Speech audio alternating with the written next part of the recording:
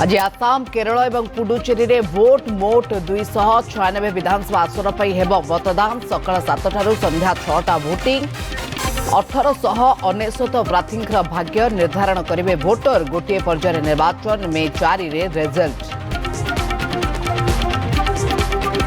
LPG कलाबजारी राज्यव्यापी चढ़ाऊ जोरदार एपर्यंत जबत है 3435 सिलिंडर। गत सप्ताह एलपीजी कलाबजारी कठोर कार्यानुष्ठान निर्देश देते मुख्यमंत्री। एणिकी सोशल मीडिया रे अश्लील और अपशब्द व्यवहार उपरे लागिब लगाम। राज्य सरकार कठोर आईन आनिबे कहिले आईन मंत्री पृथ्वीराज हरिचंदन। जेल किंबा जरिमानार रहीपारे व्यवस्था। पदक्षेप को स्वागत कले सामाजिक कर्मी।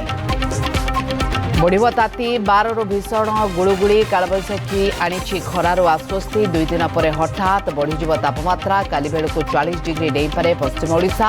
12 जलिब उपकूल। आसंता 2 दिन पर्यंत विभिन्न स्थान में कालबैशाखीर संभावना।